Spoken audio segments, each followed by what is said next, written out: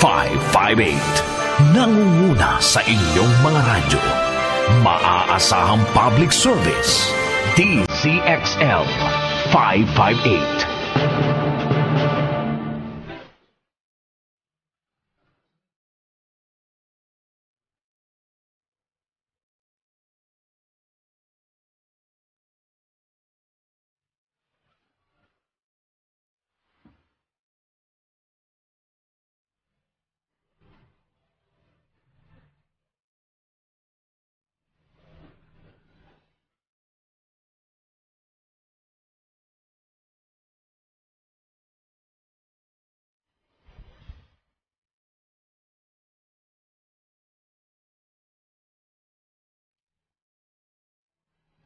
Magandang gabi po mga katipon sa Pilipinas. Ito po ang ating katipunan.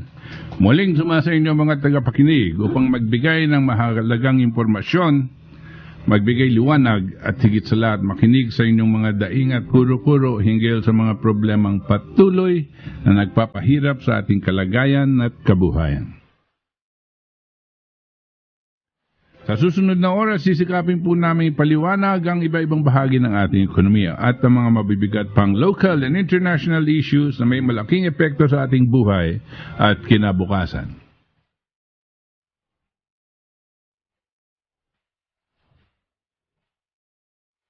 Ito po ang inyong katipon na si Butch Valdez. Kasama ang iba nating katipon dito mula sa Save the Nation Movement. Narito po, siyempre, ang ating magiting na head convener ng Save the Nation. Walang iba kundi si Kalemi Rojas at medyo buhay na naman. Andito din si Kathy at si Ben na nag-aanyaya sa inyo na makibahagi sa ating talakayan sa pagsusuri ng mga kasalukuyang problema at paghahanap ng kaukulang solusyon.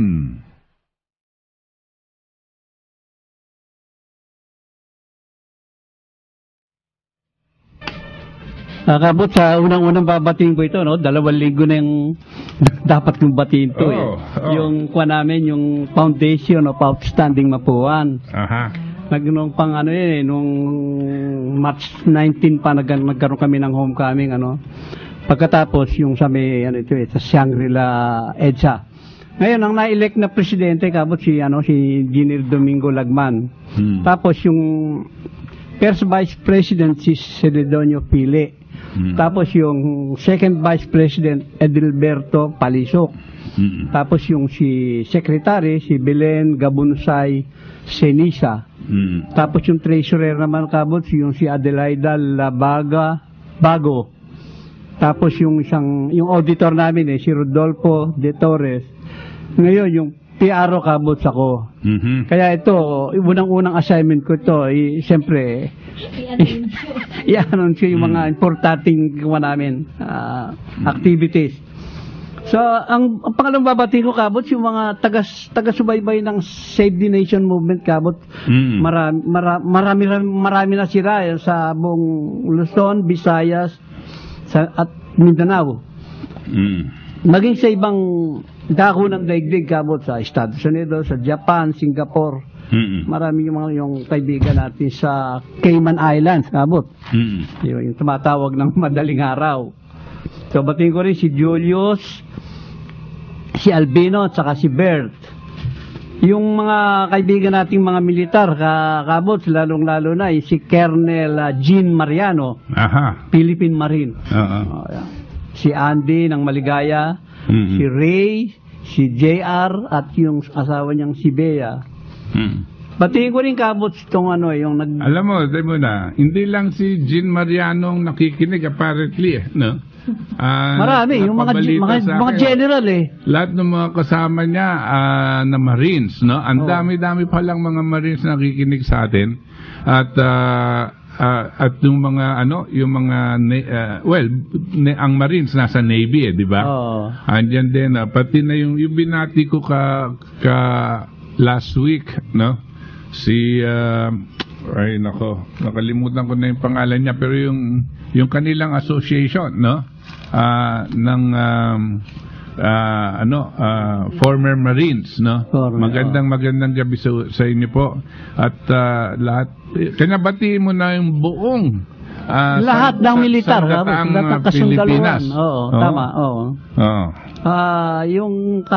Nung Sabado kabot sa nagninong ako ng 50th wedding anniversary. Parang kitang-kita mo kung gano'n na ako katanda, no? 50th. So, nagninong ako. Ninong ka pa doon. Ninong pa ako doon. Okay. Sa may yung taga-Cantabal yung kabot, yung babae, pamangkin ko, si Nati, at saka yung asawa na, si Tasio Cunanan. So, batiin ko rin yung, siyempre, yung commander-in-chief ko, yung dating girlfriend ko nung araw, si Mrs. Carmelita Rojas na ngayon. Lang kabot. Makinig po kayo sa amin at para matutuhan nyo kung paano tayo pinaglululokod ng mga nasa gobyerno natin. Tatawa ako, ninong ka pala nung sa 50th wedding anniversary. Siguro nag-asawa sila nung mga 5 years old. Hindi na makabot Hindi, talagang hindi natin may tatago yung katotohanan, di ba? Kaya minsan, absent ako nahanap mo ako Siyempre,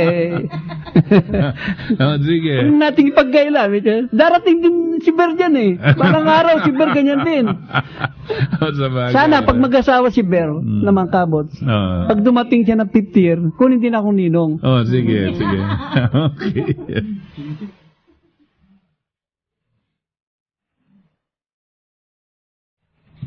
Diyos maray na banggi sa indong gabos na mga kabanwa. Magandang gabi po sa lahat ng mga katipon natin ngayong gabi na pinapakinggan tayo sa pamagitan pa rin syempre ng kanilang mga radyo o makikita nyo po kami sa internet. At syempre, lagi po kayo makinig at antabayanan po ninyo yung mga impormasyon at pahayag na tanging sa palatuntunang ito lamang ninyo maririnig. Syempre sa tulong yan ng tunay na bida ng programang ito, ang ating katipunan ni Professor Butch Valdez.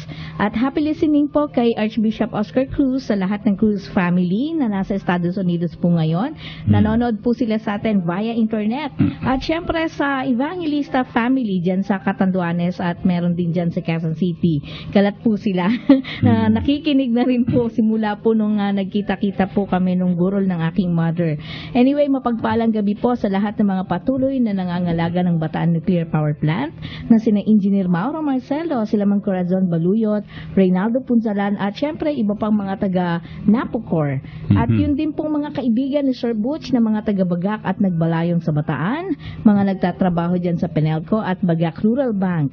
Sa grupo po ng Philippine Science Journalist Mega Manila, lalo na kay Tita Esther Gallardo at gayon din sa pamilyang Jose at Felicitas Magtangob at kay Maring Edna Takadena ng Treasurer's Office ng Quezon City Hall, kay Nising Bonilla ng DOR Employees Foundation, kay paring Fred Habon ng Pleasant Hills, San Jose del Monte, Bulacan, kay Wilmer Remanesas ng CDA, kay Nelia Mungkal, yung aking classmate from Dole, at kay Teresa Agranza Mendez ng Maven Funeral Homes yan. At syempre sa lahat ng regional at provincial presidents ng National Confederation of Irrigators Association at sa lahat ng mga bishops sa buong Kapuluan at gayon din sa ating mga taxi drivers, kay Poker Pangilinan na kanina sabi niya, ako hapon na raw ako lumabas ng bahay. At syempre, yung ating mga kabataan, mga iba't ibang samahan po ng jeepney driver, sa lahat ng mga professional at sa lahat ng mga kasundaluhan, katulad ng pagbati na ginawa, maalab na pagbati na ginawa kanina ni Engineer Lemmy Rojas, no? At sa sambayan ng Pilipino, lalo na sa lahat ng mga kasapi ng Save the Nation movement. Magandang gabi po sa inyo at sama-sama po tayong manindigan sa katotohanan nang hindi po tuluyang mawasak ang ating lipunan. Kathy Cruz po ito ng Save the Nation movement. Okay, good evening po sa lahat. Ito po ang katipunan niyo si Virgie Bido mula po sa Save the Nation and the La Rouge Movement. Ayan, at pinabati natin siyempre sa ang lahat ng sumusubaybay sa ating mga social media accounts, no, nagte-text sa atin, sa mga nagpapadala, maging ang snail mail, Kabuch, no, ng mga email dito, ng mga text messages nga. Ayan, at pinabati natin sina Chris, sina PJ, no, sina Mr. Alan Arroyo at ang kanyang may bahay, nakikinig sa atin niya, Kabuch, no, at si Johnny Uzi ng Bataan. At sila Malu, yan ang Bacolod, medyo malayo na siya ngayon. Si Malu Kirwin. Si Annie Fason, Kabuch, sabi niya minsan pupunta daw siya dito, no? Oh, medyo busy lang daw. At ayan, sa lahat po ng tagapakinig natin, sama-sama po tayong matuto ngayong gabi.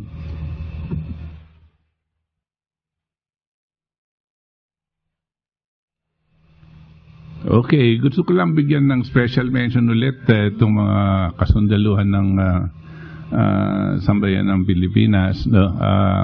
I'd like to greet you most especially in this most critical period of our country's history.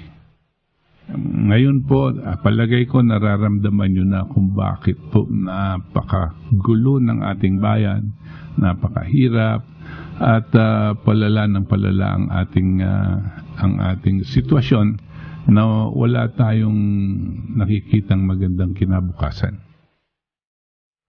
And also a special mention to all of the religious leaders, no?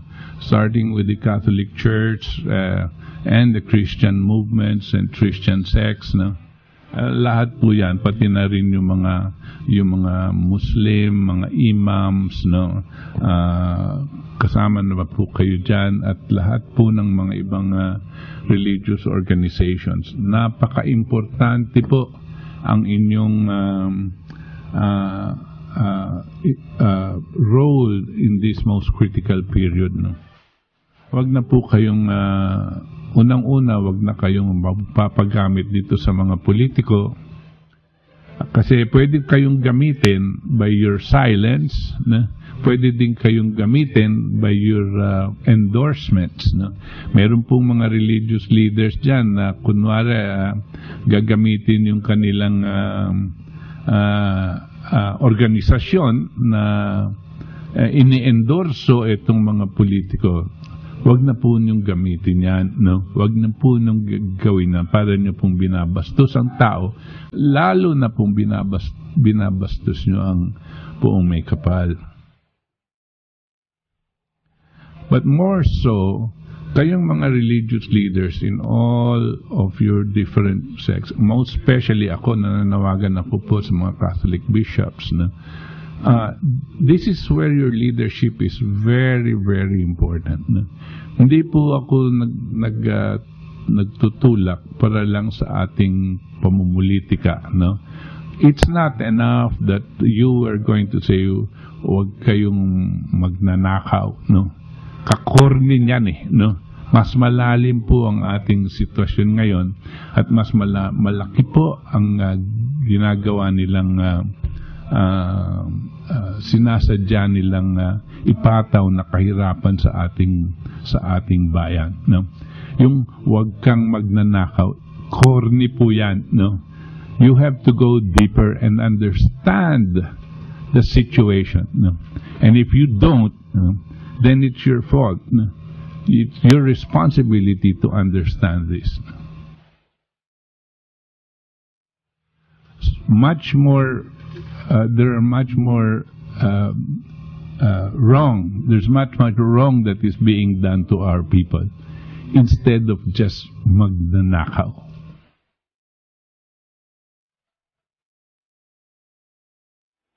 Manindigan po kayo to save human lives. Manindigan po kayo to save our society. Manindigan po kayo to save our nation.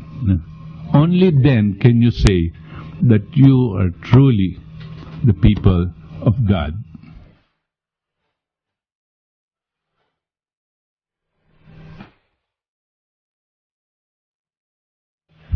Okay, ako rin, by the way, gusto ko lang batiin itong kanina bisita natin dito, si Harry Freire, no?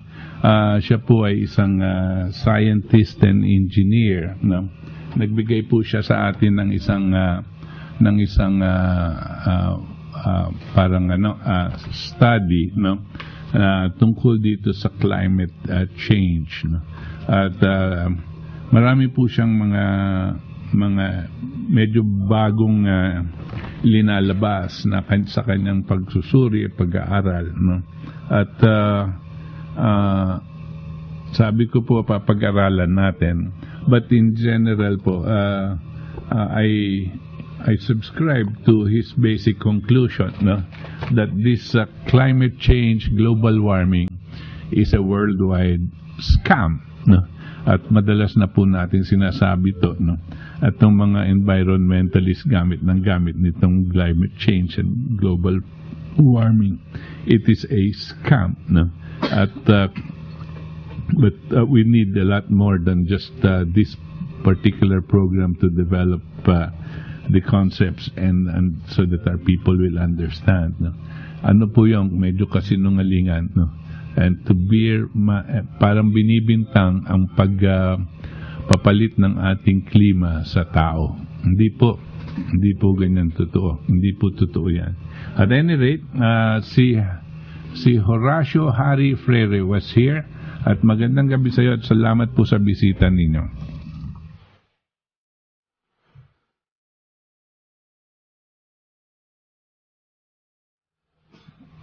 Okay, ang ating pong katipunan text for those who want to send their questions, messages, and comments, 0917-964-8818. Ulitin ko po, 0917-964-8818. Ang hotlines po natin for those who want to join us dito po sa ating talakayan, 882-2374, 882-2376 at 882-2378.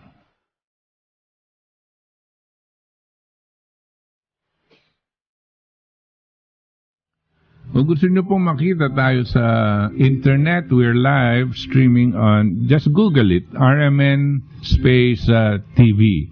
RMN Space TV, no? Nandiyan po tayo sa internet, mahanap nyo na agad, no?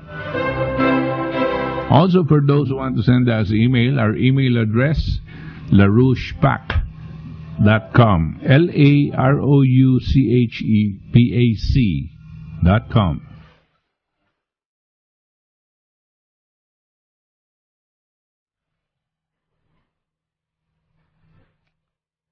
Okay, as always, and also because of continuous public demand, ito pong ating isang statement na ilinabas noon a few months ago, I think, or maybe almost a year ago, no? ay tungkol dito sa kasalukuyan sitwasyon ng ating bayan at kung saan natin itinututok ang responsibilidad, no? So gumawa po tayo ng sariling statement ng Save the Nation, no? At na aming pinamagatang, Mr. President, ang issue ay ang kasinungalingan mo.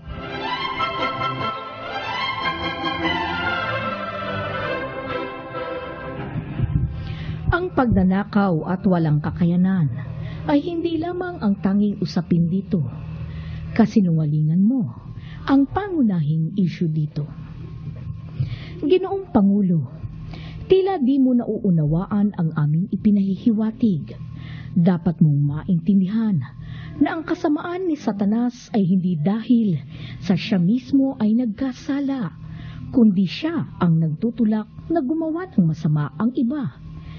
Mahirap bang intindihin yan? Ikaw ang dahilan ng pagsisinungaling at pagnanakaw ng iba.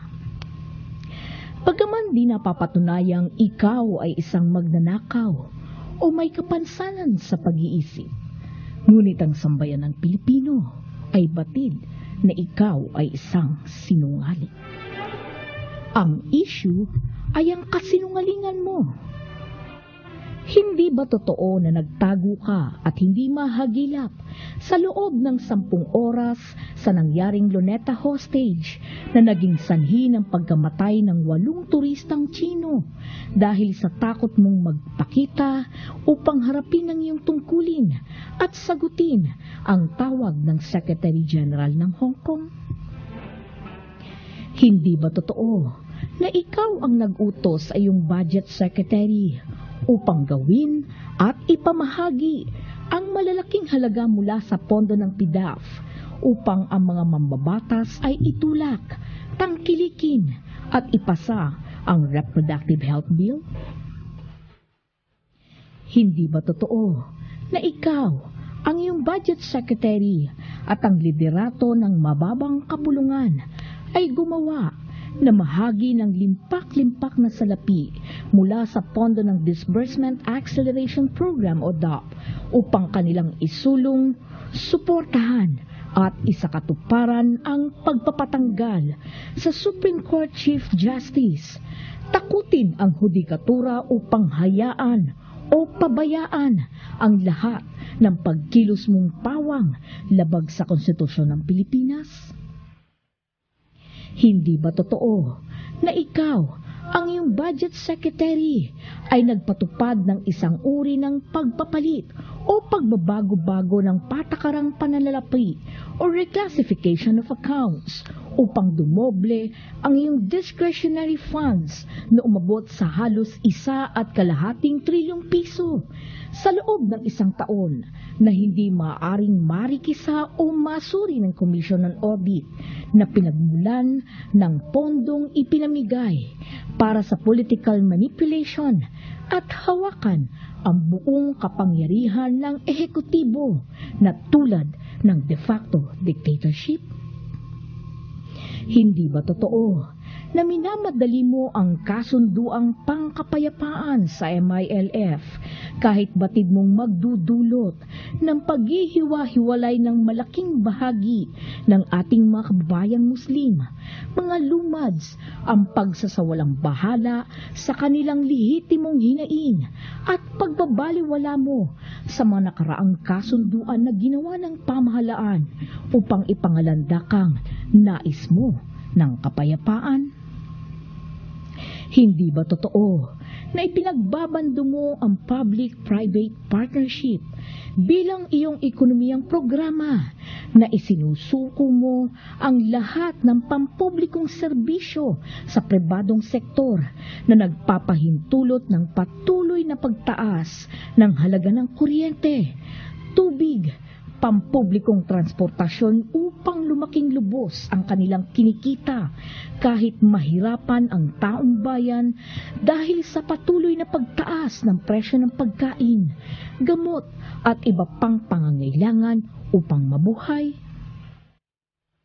Hindi ba totoo na unti-unti ka hanggang sa lubos ng nakikipagkasunduan sa bansang Amerika upang payagan ang kasundaluhang Amerikano, mga barkong pagdigba na taglay ang armas nuklear upang makapaglabas-masok sa lahat ng ating daungan, katubigang saklaw at pag-aari, gayon din ang iba pang pasilidad na isang malinaw na puro paglabag sa ating saligang batas na dapat ang ating bayan ay walang armas nuklear?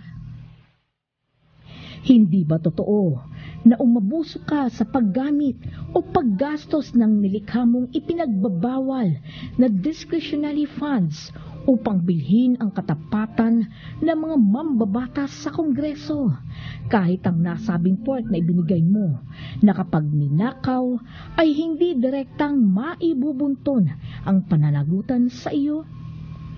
Hindi ba totoo na makailang ulit kang nagsinungaling ng iyong malalim na pagkakadawit sa insidente ng Mama Sapano matapos ang isang palpak na military operation na iyong ipinag-utos?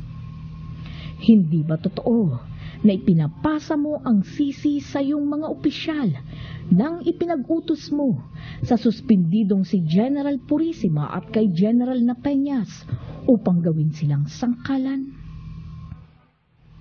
Hindi ba totoo na ikaw mismo ang nag-utos sa sandatahang lakas ng Pilipinas na wag nang sagipin o pumigil na sagipin ang SAF-44 na maliwanag na hinayaan mong patayin at mamatay sila dahil sa iyong personal at politikal na kapakinabangan?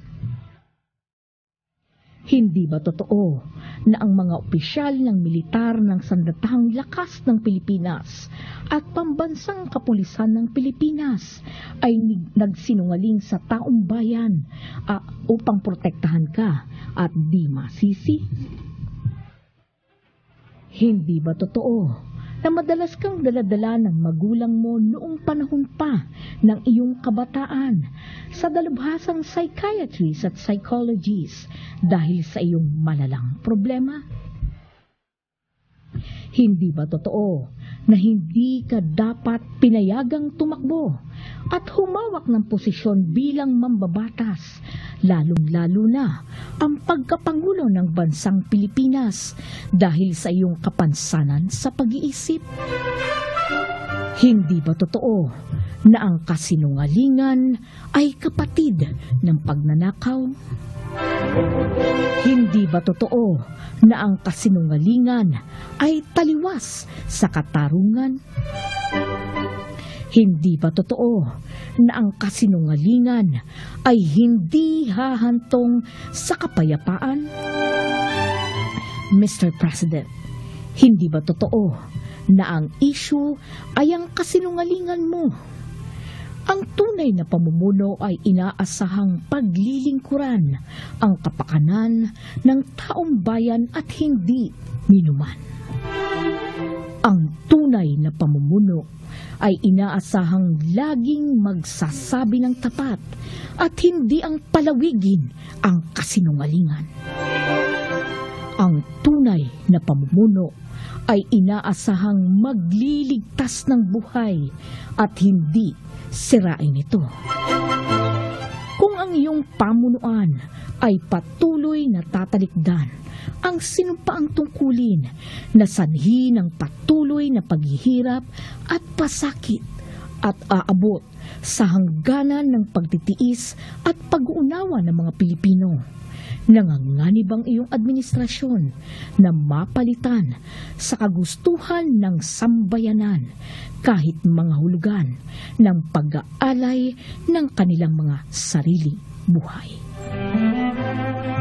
Nananawagan kami sa sambayanang Pilipino, sa lahat ng hanay ng ating lipunan, sa mga kabataan, sa mga profesional, sa pribadong sektor, manggagawa, magbubukid at mangingisda, lalo na sa sandatahang lakas ng Pilipinas at pambansang pulisyan ng Pilipinas na ipagtanggol ang ating kasarinlan.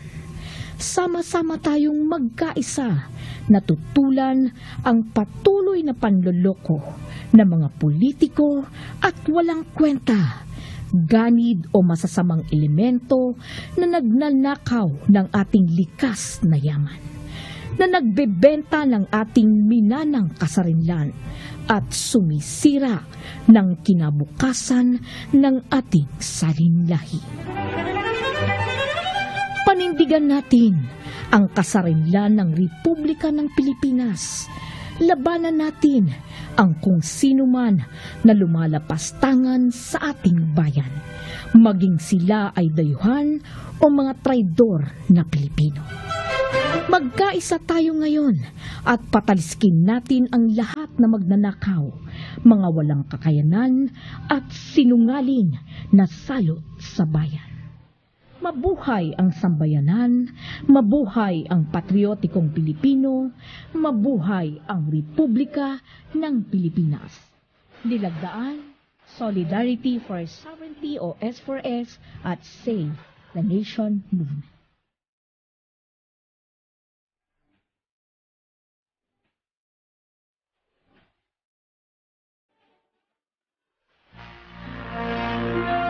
Sa kakatapos na 10 Iskot Iskas Multimedia Choice Awards, Gandingan 2016, ang RMN DZXL Manila ay pinarangalan bilang Best AM Radio Station ng UPLB Gandingan 2016.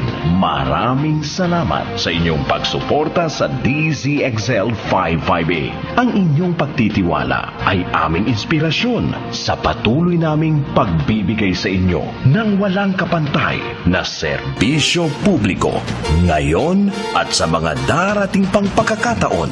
DZXL 558 Best AM Radio Station sa 10th Iskot Iskas Multimedia Awards Gandingan 2016. DZXL Best AM Radio Station. Maraming salamat po. Maasahang public service. DZXL 558.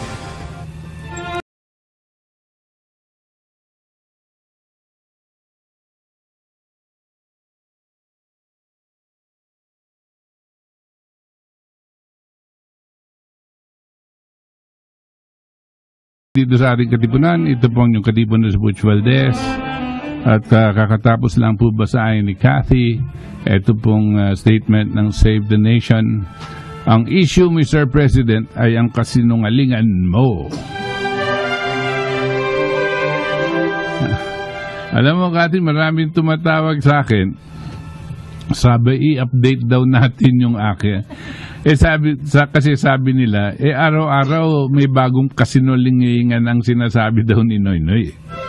Totoo yun, sir. Sabi ko, ang hirap habulin eh. Sa dami, sir, no? Baka abutin tayo ng 2 oras. Ito mga huling mga nangyari, 'di ba? Etong sa Kidapawan, 'di ba? Yung pagpapatay nila dito sa mga tao. Tapos siyempre, pasok na agad yung mga propagandista ng gobyerno na medyo binabaligtad nila yung talagang sitwasyon, no? Alam niyo po, maski ano pang sabihin ninyo, maski na sabihin niyo ang una, itong mga magsasaka, kaysa ganyan, maski ano pa, no? Ang hindi niyo maalis sa tunay na sitwasyon ay gutom yung tao, no? Gutom, no? At naghahanap ng sumasandal sa gobyerno para mabigyan sila sana ng konting tulong.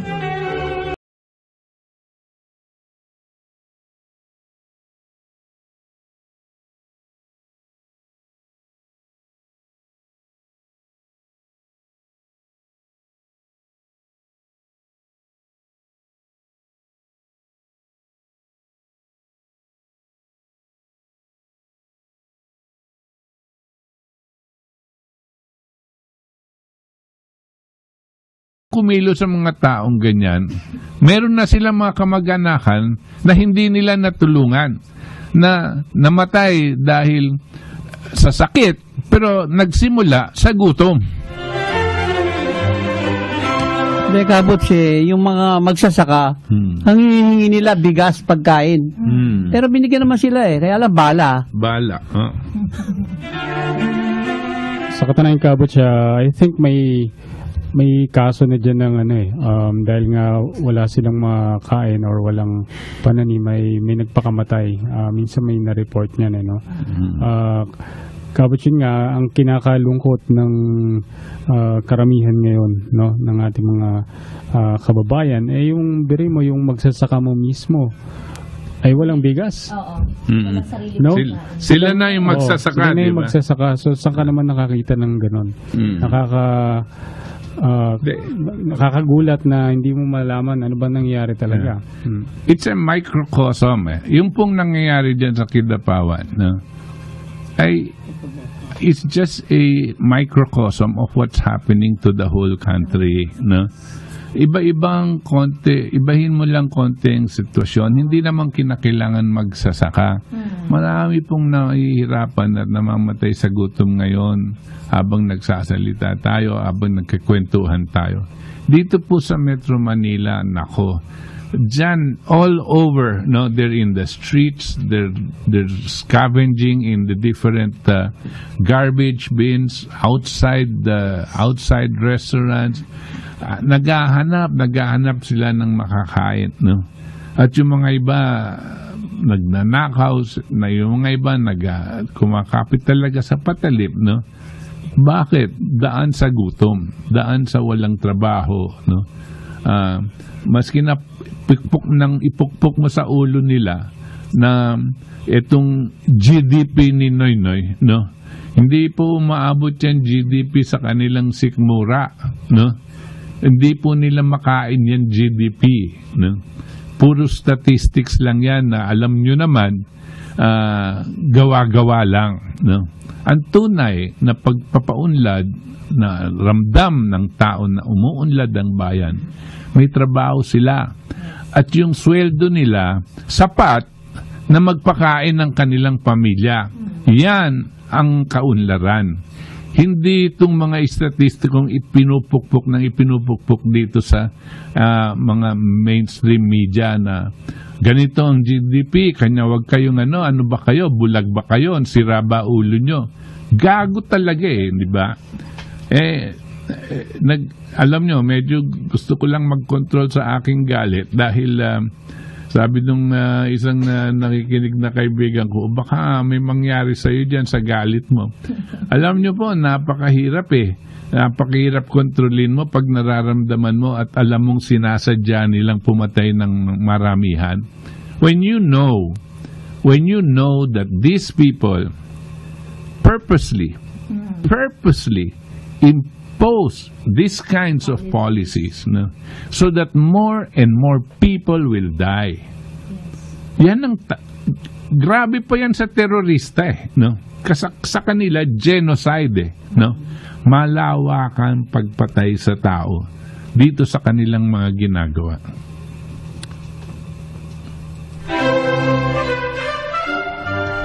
Tama po kayo doon, Sir Butch. At ang nakakalungkot talagang isipin, no, sa lahat ng mga nakakausap kong mga government officials, biruin mo isipin nila, kesyo ang katwiran nila, wala raw sapat na pondo ang ating pamahalaan.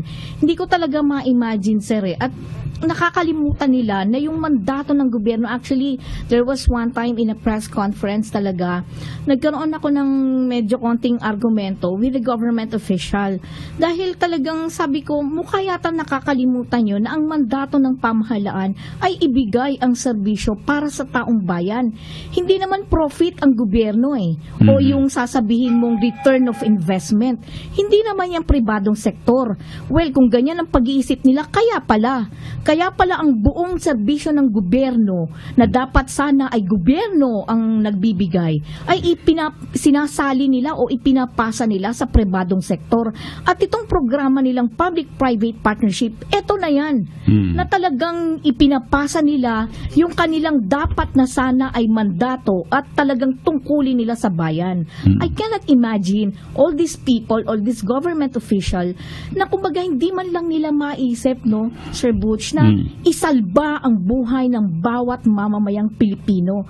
Hindi ba nila, sir, naiisip na ang pagsasalba ng ibang tao, ng kapwa nila Pilipino, ay parang pagsasalba na rin para sa kanilang pamilya? Yung pamilya nila naka-safety net, no? Tapos kung ang kanilang pamamaraan para gumanda yung GDP nila, mas maraming mga mamamatay na mamamayang Pilipino. Kaya hindi sila gagawa ng pagsasalba ng buhay. Meron na ba kayong narinig na politiko ngayon na nagsasabi ang kanyang layunin walang mamamatay sa gutom? Wala. Ang kanyang layunin magkakaroon ng tunay na trabaho lahat ng mamamayang Pilipino at ganito ang gagawin niya. Number 1, itong first step, second step, third step. Meron kayong mga kandidato dyan, minememorya. Alam nyo, kailangan na ibaba natin yung halaga ng kuryente. Period. Tapos na. Wala na siyang sasabihin kung paano niyang gagawin. Hindi niya alam Maganda lang pakinggan. Tapos yung isa, ang puso ko talagang nandyan sa mga mahihirap, talagang nakikita ko, naluluha ako pag nakikita kong nahihirapan sila. Anong gagawin mo ngayon? Wala. Ay, nako. Sos Mariose po. Kung titingnan natin yung malalim na ugat niyang kagutuman na yan, yung yung panahon, yung El Nino kung tawagin nila, kasi nagagaging tuyot na yung mga kawan. Mahirap sila magtanim na. At yan lang sa bandang Pampanga, Kabots, galing ako kahapon dyan halos tiyo na yung mga damo Ngayon, yung sa panawagan natin, Kabots, kung kung gumamit tayo ng pinaandar natin yung Bata Nuclear Power Plant, hindi ba lagi natin sinasabi yan, hindi lang murang kuryente makukuha niyan. Yan, kung lagyan mo ng yung nuclear desalination plant, makakakuha tayo ng tubig na malinis niya na pwedeng inumin at pwedeng padalawin sa mga taniman, sa pagsaka. O tingnan mo yan, nakakabot, hindi binigyan ng pansin ng gobyerno yung Bata Nuclear Power Plant na yan. Na dapat pinakinabangan natin yan. Yung kuryente pinag-usapan nating mahal. At least may ibsan yung halaga. At saka yan, ngayon, magiging problema na natin yung susunod na kabos yan, Luzon yan, magkakaroon na rin ng problema dyan. Sigurado. Yeah, buti linabas mo yung Kalemi. Alam mo, itong nuclear power desalination plants na madalas nating pinag-uusapan, kung isipin nyo po, kung napaandar yan, yung buong Central Luzon po, malilibre yan dyan sa mga El Nino yan. Kasi po, yung nuclear power desalination plant, hihigop yan ng tubig na maalat at gagawin niyang fresh water, no? Through desalination.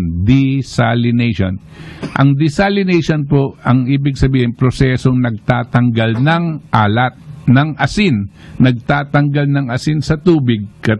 Yung sa tubig dagat, pag tinanggal mo yung asin, nagiging potable water na, pwede nang inumin.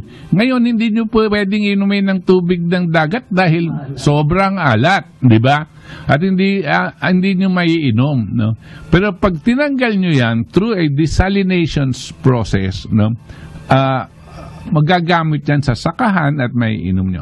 Ngayon, gaano karami ba ang magagawang ganyan? Ilang baso ba yan? Hindi po, no? Milyon na galon ang gagawin yan every day.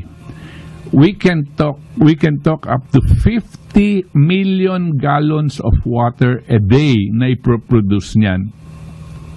Hindi as a main product, as a side operation lang po yan sa paggagawa ng kuryente.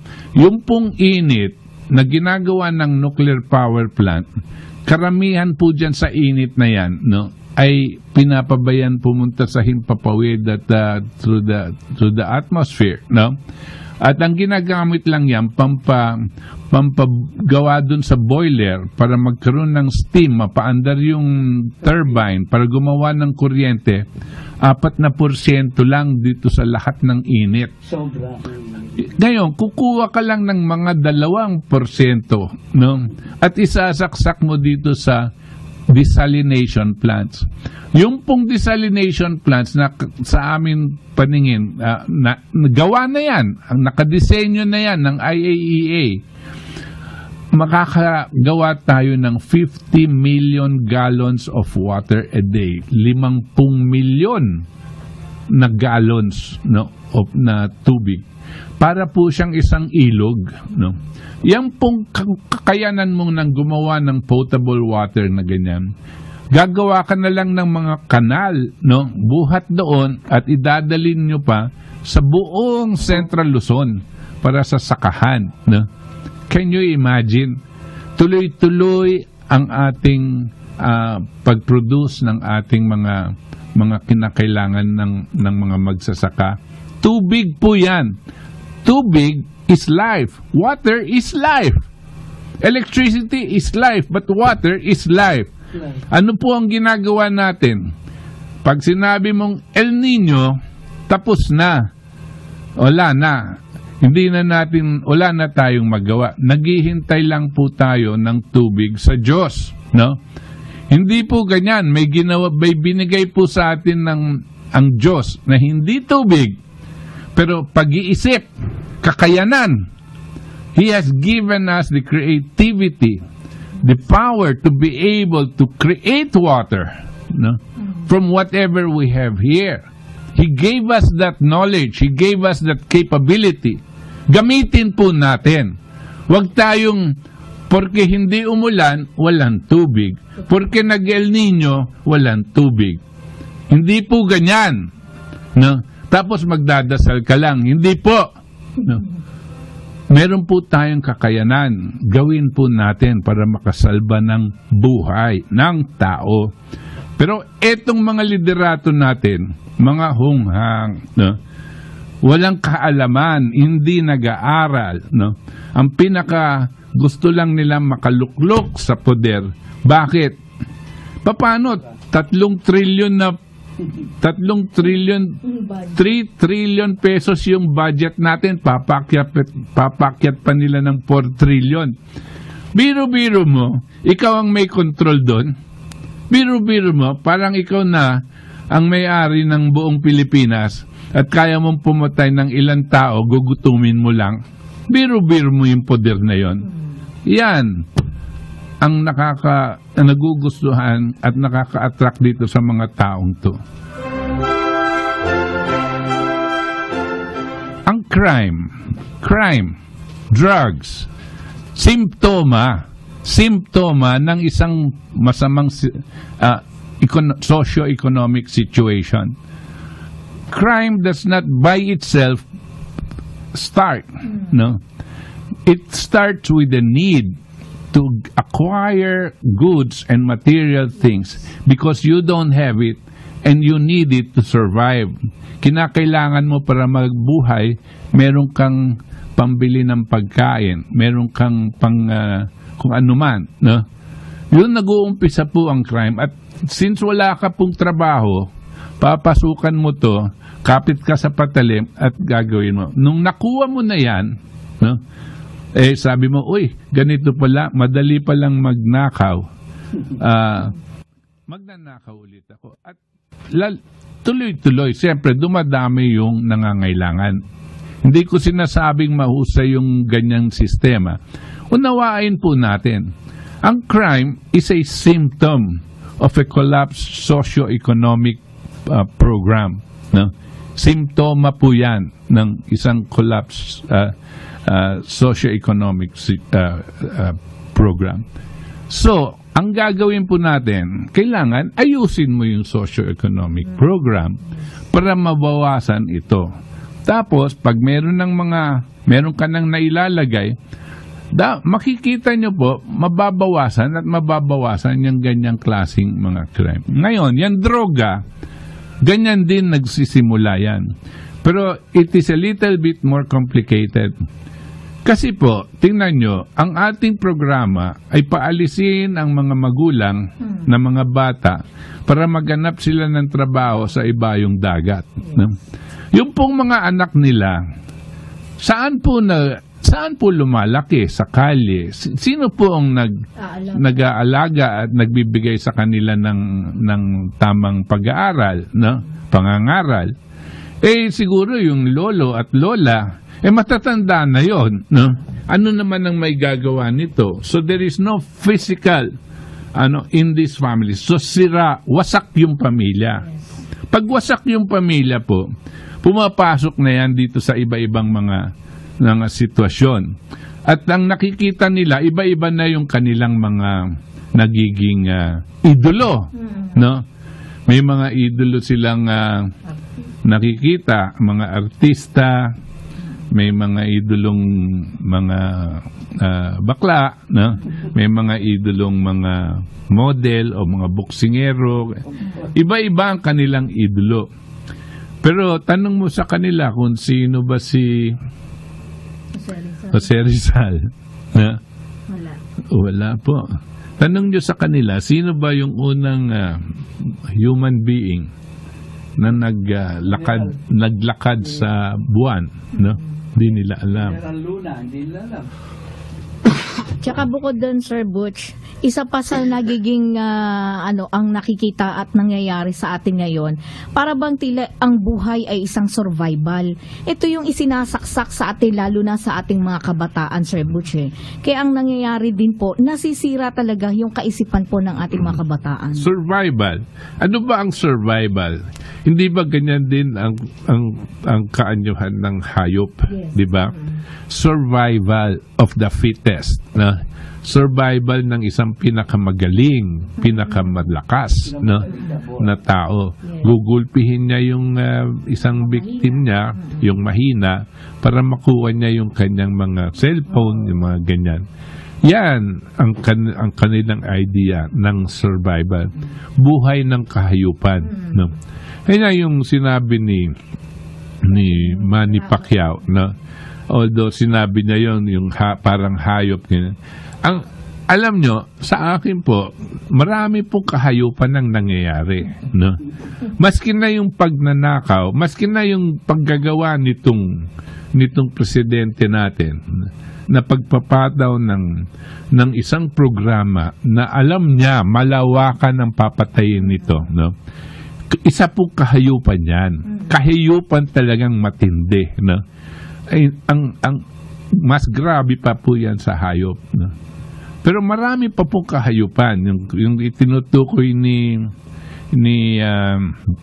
Manny Pacquiao na buhay ng mas masahol pa daw sa hayop kasi ewan ko pero siguro ang ibig na sabihin yung lalaki sa lalaki, no, sa mga hayop ang natural hindi naman lalaki sa lalaki, babae sa babae, nag-aano daw yung lalaki at babae. That is what he really means. Maski na sabihin mo, bakit? Meron naman ibang hayop na lalaki sa lalaki din at babae sa babae, sabi nung mga nag-react na sa kanila. Hayop pa rin. Ibig sabihin, hindi ba? Pero ibig sabihin, lahat, pati yung pagpapatay ng tao, gugutumin mo, hindi ba kahayupan yan? Hindi ba? Ang pagbabaril mo dito sa mga gutom na magsasaka sa Kidapawan, no? At alam mo naman gutom lang yung mga yan, no? Yan ang kahayupan. Tapos babarilin mong walang kalaban-laban. Yan ang kahayupan, hindi po ba, no? And we might as well realize this. Huwag kayong nagagalit itong mga bakit ipinaris kami sa hayop. Hindi po hindi kayo yung akto kahayupan. Yun ang importanteng nangyayari. Realize natin. Yan ang nangyayari sa atin. Ngayon, kinakailangan ayusin. Kinakailangan ipaalala natin sa lahat ng mga human beings dito, mga Pilipino. Hoy, hindi kayo hayop. Huwag kayong gagawa ng kahayupan. No? Huwag kayo. We are human beings and this is what we can do. Yes. Gamitin natin ang ating kakayanan para maisalba natin ang ating bayan. Yes. Let us use our creativity to save our nation. Let us not do things that will bring us even further down. Yes. By doing things that are only done by animals. At hindi dapat talaga nag-iisip din ang sino man, lalo na yung mga nasa gobyerno natin, yung distraction para sa mamamayan niya at para sa bayan, Sir Butch. Oo, siyempre. Mr. Rereng ng Tondo, magandang gabi sa iyo. Hello, magandang gabi, Kabuts. Yes. Kay Engineer Lenny Luas at kay Kati. Oh. Nakikiraman ako, namatay na pala ka ng ina. Oo nga. Narinig ko lang. Sayang naman, di kami nakadaluman lang. Natawag ako, Kabuts, dahil sa, alam mo, bilang isang senior citizen, 82 na tayo, di ba? Ikaw lang. Hindi, ako taga-82 na ako. Kaya na. Pasensya ka na. Ako lahat ng araw sa akin, inaasahan ko, papunta na ako sa ibang daigdig eh. Kaya nga, sabi ko naman, sana tayo, sabihin natin ng katotohanan, lalo na yung mga kabataan ngayon, na huwag silang pabobole sa magagandang salita. Dahil naranasan natin yan eh, lalo na akong dami kong naranasan yan. Magagandang salita. Kita mo, Baga, hindi naman maaaring hindi tayo pipili. Sabi baga, siguradong may pipilin tayo kahit ano mangyari. Pero, tingnan mo, ako may pili na ako kanya lang, sinasabi nila, malapit na raw mamatay. Para bagang hawak mong kalooban ng Panginoon Diyos Ngayon, itong malakas, dalawang malakas Medyo kinakabahan ako, baka isa rito lumabas, lalo makakahetot-hetot ang ating bansa. Yung isa, sinasabi, puro papatayin sinasabi niya. Wala siya sasabing maganda Puro sa loob ng 3 buwan o 6 na buwan, patatahimikin niya. Si Mario Joseph, yan maliwanag na bola yan. Bakit?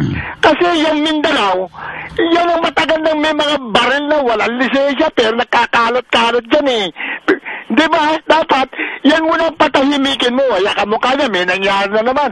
Yung kabundukan nila, nakakasunog-sunog. Hindi nyo inaasikaso, tumagal to na yung pagkakasunog niyan. Sana, huwag ganoon. Ay, lagay nyo ang inyong puso at damdamin sa tagay kagaganda ng ating bansang Pilipinas. Biro mo malakas, si Po tsaka si Duterte, napakalakas. Ako nayayanig ako sa lakas itong dalawa na ito sana, mga kababayan ko, hindi naman maring hindi tayo pipili dyan sa liman yan Bakit hindi? Piliin natin nakakaintindi na tinatawag na batas, saligang batas ng ating bansa. Bago ka kumilos, dito dadaan ka muna sa saligang batas, hindi sarili mo lang. Kapag meron ng isang napagkamalan o sinumbong sa'yo na yung papatayin natin, hindi ganun ng Mr. Duterte. At ikaw naman po, ayusin mo muna ang buhay mo. Yung DNA, pa-DNA ka kay Marcos at saka kay Susan Roses. Paano sa ganun, maging positive naman ang kalalabasan ng iyong dugo. At sana mga kababayan ko, mamili tayo ng isang tao kahit ang malapit na mamatay, kahit ang mamamatay na, kahit naghihingan lupa lamang.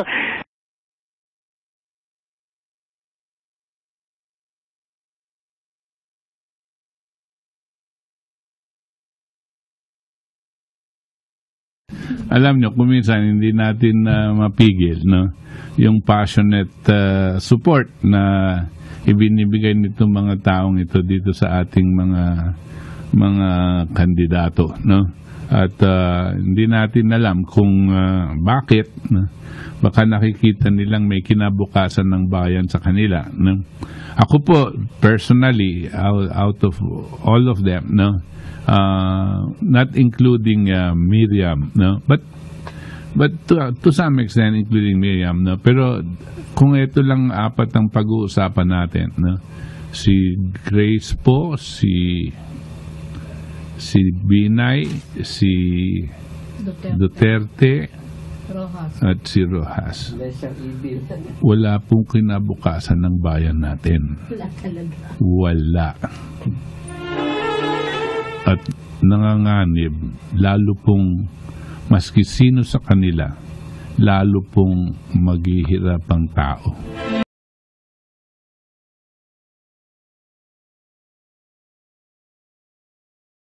Pong programang sinasabi na magbibigay ng kalutasan sa kahirapan ng ating buong bayan. Wala po silang sinasabi na magbibigay sa atin ng kumpiyansa na dito sa darating na mga panahon na magkakaepekto sa atin itong pagbagsak ng mga ekonomiya ng Estados Unidos tsaka bansang Europa, itong kasalukuyan na krisis na nangyayari. Para pong malaking earthquake yan, hindi pa po natin nararamdaman yung tsunami na mangyayari dahil dyan sa earthquake na yan. Parating po sa atin. Ngayon, itong mga kandidato ngayon, zero ang alam nila dyan. Yung kanyang mga economic advisors, zero po ang alam nila dyan. Nakakasiguro po ako na wala pong kaalaman ng mga yan tungkol dyan. At hindi sila gagawa ng pamamaraan para masagip ang ang taong bayan at masagip ang ating bayan. Tapos, marami akong naririnig. 100% sure, dayaan. May dayaan ni Noynoy, may dayaan na gagawin daw si Binay, may pandaraya daw na gagawin si Noynoy tsaka si Mar, Binay, pati si Duterte, meron daw silang kakayanan, pati na rin itong si Po, no? Meron din silang kakayanan tungkol dito sa mga computer, itong mga transponder, kung ano man yung binasa ko yan last week, di ba? Ngayon, lumabas yan sa column ni Kit Tatad nung ipinahayag na meron pa palang mga, yung bang kaya nilang nakawin yung sa ere, sa iCloud o kung saan man, yung pagtakbo ng datos papunta sa computer, no, sa main computer. Kaya nilang dukutin na ganyan, ililihis nila, i-detour nila, tapos sasaksak nila sa computer nila, tapos idadagdagan kung ano nilang idadagdag nung kanilang datos, ibabalik daw doon sa mismong papunta doon sa computer naman ng COMELEC. Kung lahat sila may ganyan, unang-una yung gagawin ng COMELEC, pandaraya ni Noynoy at ni Mar, dadagdagan naman nila ng daya ni Binay, dadagdagan ng daya ni Duterte at ng daya ni Po. Jesus Mariosep, sabi ko, grabe na siguro ang datos na lalabas nito, magulo, no? Sabi na talagang ganyan. Ba't sabi ko, kung ganyan kayo at nakakasiguro kayong ganyan ang dadaan, ba't pa nyo hinihintay ang eleksyon? Ba't nyo pa hinihintay? Sigurado naman kayo, no? Papabayan nyo pa ba tayong magkagulo? Huwag nyo na pong hintayin. Gumawa na kayo ng hakbang para hindi maituloy yan. Total, sigurado kayong may dayaan ba't tayo pa pupunta dito? Baka naman, sinasabi nyo yan dahil meron lang kayong pinoprotektahan na kandidato dahil malaki ang bigay sa inyo. O kaya naman, baka naman meron kayong gustong itutukan para kayong lulusot. No? Di po ganyan. Para sa bayan po. Bayan ang isipin. No? Huwag yung kani-kani lang mga gustong kandidato dahil malaki ang bigay sa inyo o mabibigyan kang kontrata o kaya mabibigyan kang posisyon. Si Mang Gaspar ng Caloocan, magandang gabi sa iyo. Magandang gabi po sa iyo, yes. Kabots. Maganda pala yung nuclear, ano? Oo, syempre. Bakit ba nangyari yan na nahinto na hindi man lamang na ipagpatuloy yun at na-i-operate yung sinimulan nun? Dahil pera rin natin yun, di ba? Oo. Binabayaran nga natin yan dahil isa atang presidential decree ni Marcos na para makapag-loan tayo. Kaya tayo nag-umpisa niyan. Alam mo, dito pa sa amin sa lugar ng compound ng DIM, dinala yung ibang mga stainless dyan na dapat na gagamitin, yung hindi gagamitin pa na nakaimbak. Pinalusot ng mga namamahala dyan sa Bataan. Pati yung mga wire, kaya naging budiga itong loob ng DIM compound. Compound ba ito noon? Wala pang mga bahay ngayon, puro bahay na. Anong puro bahay DM? Bato na. Anong DM? DIM compound, yung dating paradahan ng mga bus. Transit. Dati ito paradahan ng PNR bus. Bago napunta sa CDCP, Inupahan. Ngayon, bahay na nakatira dahil yung mga dating nag-strike sa DIM, nagtarayo ng mga santis na mga kanya-kanyang mga bahay. Ngayon, sa Tagal, puro bato na. Well, yung sa nuclear po, matagal na natin Di ba ang number one dyan na tumututol na hindi may paliwanag, Sagisag? Noon, si Cory. Dahil kasama rin yun. Si Sagisag, kasama niya. Kasama rin. Di bagong yumaman dyan si Aboitis? Ay, pagkatapos, dahil masama po yung ating kuryente, no? Wala nga tayong nuclear. Yumaman yung mga avoitis dahil nag-angkat ng mga generator, no? Sa kanya yung importation ng generator di kaya yung people power, ilang tao kagad ang yumaman. Pero yung taong bayan, Naghirap. Pero bakit naman itong mga Pilipino na ito, na kababayan ko, para bagang tulog na mantika na hindi marunong na mag-isip. Hindi na takot na lumaban sa ginawa ni Bonifacio. Ayaw na nating tularan. Yung sa Kinapawan, isa yan sa mga biktima ng isang lipunan na hindi na tinutugon. Kundi kina-counter attack naman ito na ikangay kabaraw natin ng mga PMP, militar, dahil sa ikanga ubi, before you complain, susunod sila sasabi, nagkakatraffic. Kung tinugunan ka agad yan, bigas ang kailangan. Bakit ngayon may dumating na mga pribadong tao na nagdonor para paghati-hatian at maibsan yung gutom? Bakit itong gobyerno walang ginawang aksyon? Kundi ni aksyon, bala. Walang pinag-iba dyan sa Minjula nung ako'y kasama dyan sa Binasaker na naghihingi ng lupa. Panahon ni Cory. Na prinubok agad nitong General Lim na ngayon, naging mayor pa. Pagputok ng 45, sinabi sa mga paano makabaril yung magsasaka na ang hawak-hawak pat-pat. Ang sinisigaw, butasin ang Gate 5. Ng Malacanang. Sabi ko, mabubutas ba natin yan 20 batalyon na marinanahan dyan? Sige, kung pababa ng pababa, kasama ko pa naman ang tatay ko nung buhay pa yun. Bata, sabi ko, majajaryo tayo nito, kapitan pa naman na acting ang tatay ko. Sa baryo namin, nagpunta lang dito para maging bisita ko.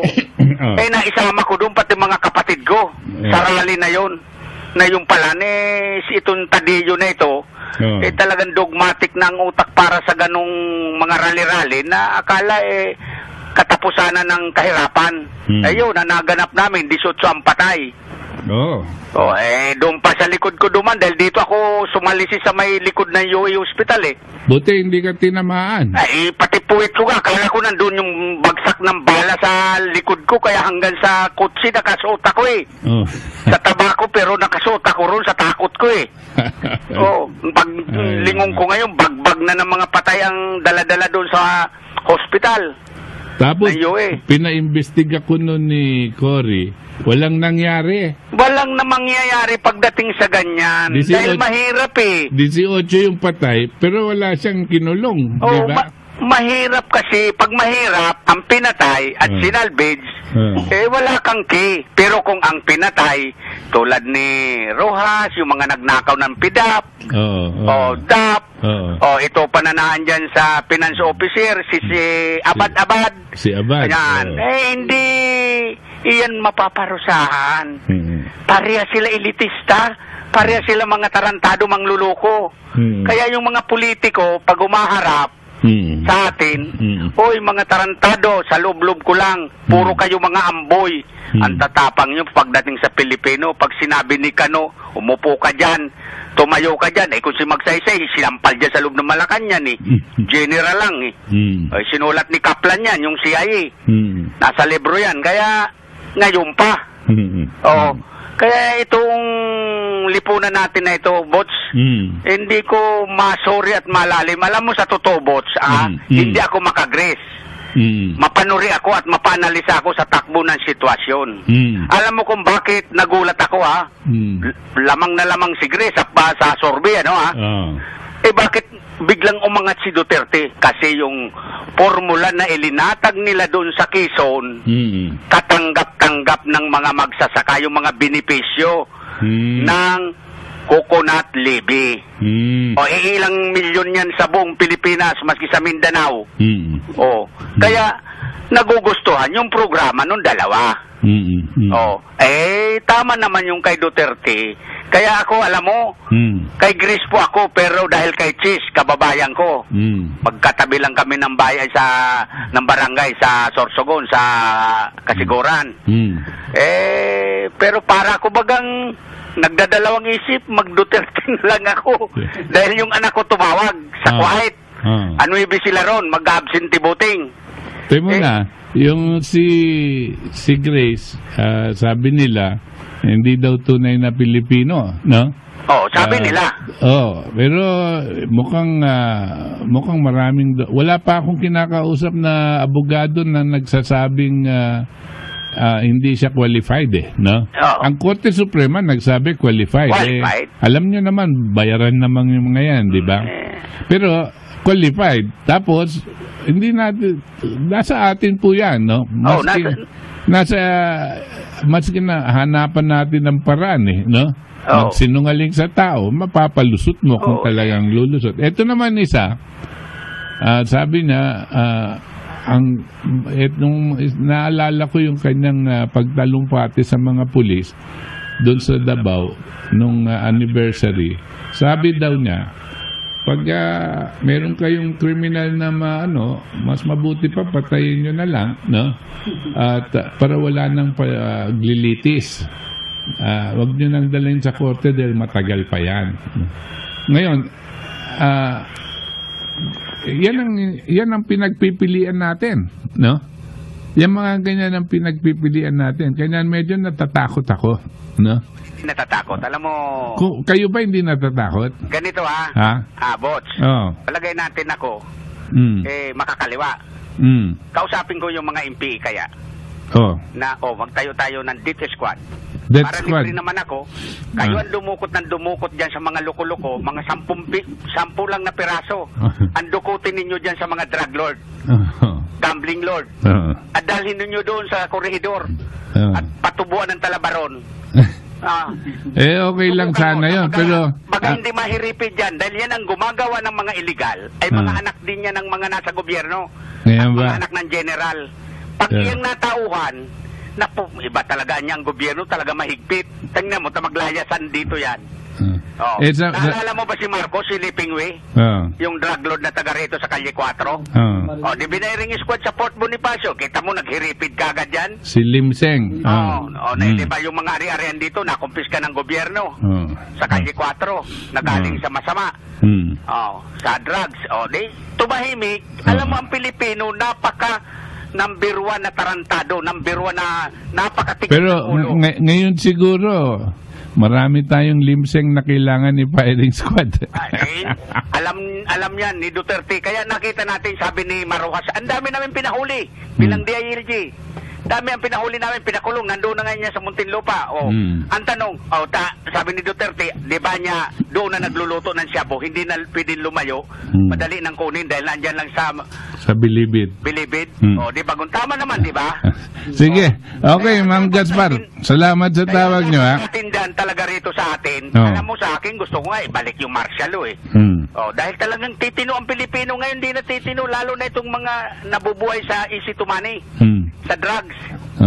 Sige. Dami, dito lang sa lugar ko, pagbaba ko. Sige po. Kaya yun lang, Bots. Ang gusto ko lang maiparating sa ating mga kababayan na talagang dapat sampul, kamay na bakal na pag-gobyerno, pamamahala sa ating bansa. Maraming salamat, Bots. Sige. Kailangan daw may sampulin, no? Katulad ni Limseng. Nakakatakot dito ngayon, napakarami sigurong kailangan na sample, no? Hindi nakakayanin ng isa lang. Napakarami ng mga aliens na nasa kulungan na gumagawa ng droga. Napakaraming nasa labas. Hindi lang aliens, kundi din mga anak ng mga mayayaman, no? Na gumagawa din ng droga. Meron din naman pong mga mahihirap na gumagawa din ng droga, no? Na hindi na masyadong mahirap, no? Dahil nagbebenta nga sila, mga pusher. Iba-iba po yan, no? Sakit po ng ating sitwasyon ngayon na hindi ko po alam na kung yun ang solusyon. Pag pinatay mo po yung mga yan, marami pa rin pong gutom, no? Ngayon nga, kapit sa patilim itong mga OFW natin. nagiging mule, nagkakarga ng droga papuntang China, papuntang kung anong bayan. Maski alam nila na pag nahuli ka doon, bitay, no? Alam nila yon, pero sabi nila, anong magagawa ko, no? Wala akong papakain sa mga anak ko. So, gagawin nila, no? Ang dami daw, sa China lang, 600 na daw ang nakakulong dyan, sa death row, no? 600, no? Hindi pa po natin alam yung mga ibang, sa mga ibang bayan na hindi na nababalita, no? But we have them, no? Even if you kill all of these guys, drug pusher, drug manufacturer, drug dealer, no? May susulput po yan kung hindi mo aayusin ang kabuhayan ng taong bayan.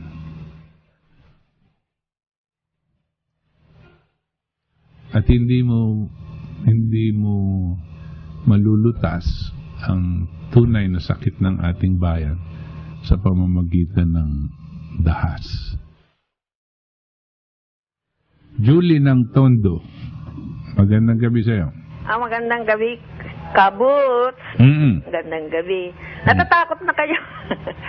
Nakakatakot na ba? Ano? Natatakot na tayo dahil hindi tayo makapili ng tamang mangungulo ng bansa. At merong nagsasalita na papatay, natatakot tayo. Anong malay natin kung anong papatayin? Ang papatayin yung mali. Kung ako kay Duterte, Mayor Duterte, gumawa na lang po kayo ng malaking kulungan. At doon tsaka daw sabi niya, papalakihin niya daw yung mga kulungan at papadamihin niya daw yung mga semeteryo. O, tama yun. Okay. Doon naman pupunta ang tao eh. Ako, paborok po ako doon. Oh, very good. Alam na po natin yung boto nyo. Maraming salamat po. Ay, sandali lang, Kabut. Ano? Kailangan tayo manalangin sa Diyos. Mananalangin ka, papatay ka ng tao. Ay, hindi tayo mananalangin kasama mananalangin ka na pumatay ka ng tao? Hindi yun ipapanalangin natin. Ano papanalangin mo? Ikaw lang. Na maging malinis at maayos ang kaisipan ng mga namumuno at nagpapatakbo ng bansa. Opo, Panginoon. Napapatay ng tao. No. Silang may mga masidhig pagnanasa sa kapangyarihan. Sige na. Silang walang kabusugan sa salapi at ng bansa. Okay, hindi natatalab yung panalangin dyan, Kabut, sa mga taong yan? Diyan ako nagugulat dito sa mga tao. Patayin. Pagkatapos manalangin. Pero sila, hindi nila nakikita yung contradiction dun eh. Ay, nako. Yung mga tao nga, grabe magsinungaling, tapos nagsasabi, manalangin daw, no?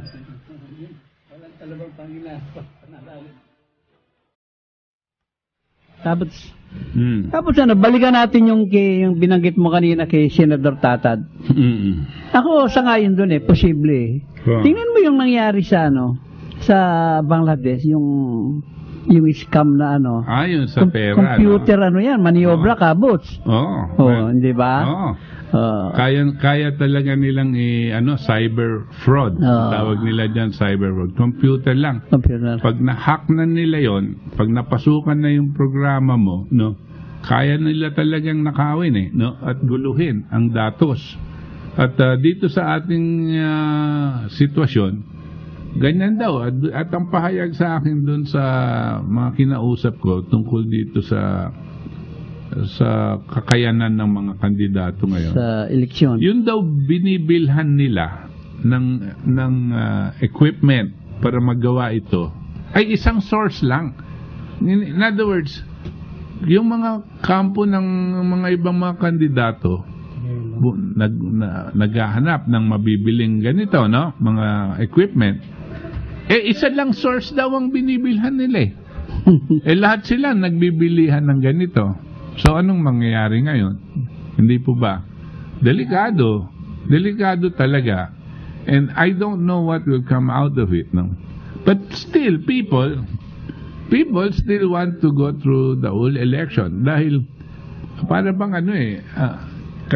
siguro konting yung para sa bayan, pero karamihan yan gusto nila talagang para silang nanonood ng contest, no?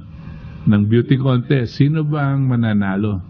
Parang sila nanonood ng boxing. Sino bang mananalo? Sinong nakatindig, no? Sa kanila ganyan eh. Wala na talagang naiisip yung kapakanan ng bayan. Hindi na nila naiisip talaga yung sa kanila bibig na lang yung nagsasalita ng puro, those are just mere words. If you think about the future of your children, sabi mo, kailangan pagtibayin natin at paglaban natin ang kinabukasan ng ating mga anak, yung darating na henerasyon. Magandang pakinggan, pero sa kanila, those are just words. Yun na po ang nararamdaman ko dito sa maraming mga mamayang Pilipino.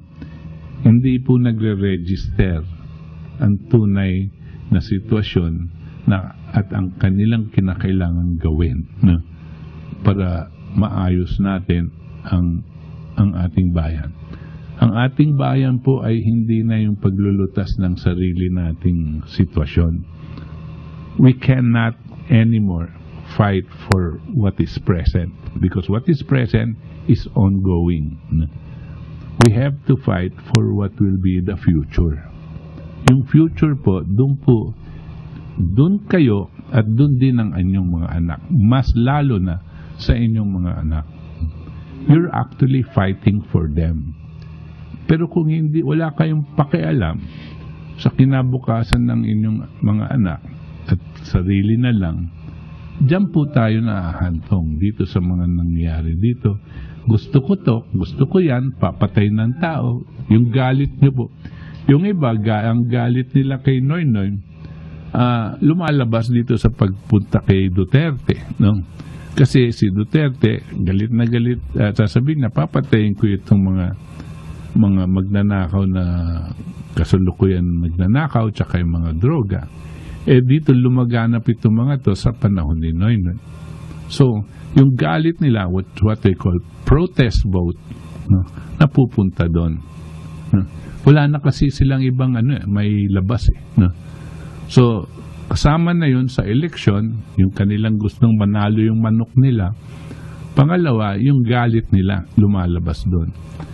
Yung isa naman, ito gawa ng mas mainstream media, itong isa. Malaking pera ang pumapasok galing sa pribado sektor at malamang galing din sa mga kano para ilabas nila itong si Grace po. Lahat na ng depekto na lumabas, lahat ng basic and technical difficulties lumalabas na hindi siya talagang qualified.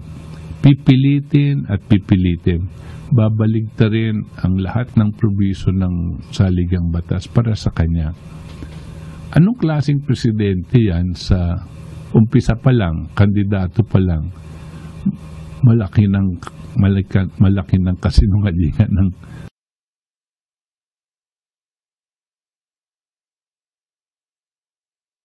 ang tinutuntungan. President natin yan kasi hindi naman tunay na Pilipino yan no?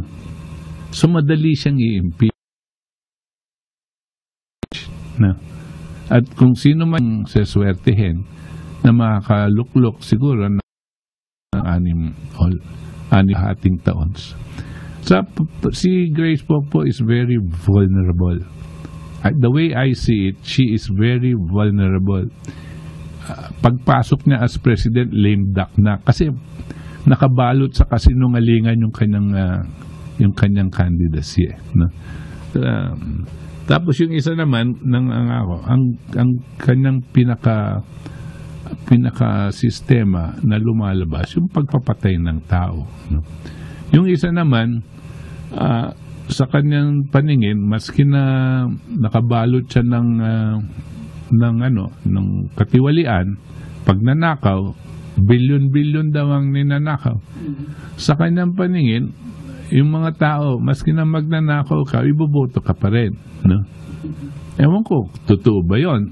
Marahil totoo yun dahil ang tingin ng mga tao kasi sa lahat ng mga politiko, magnanakaw naman lahat di ba?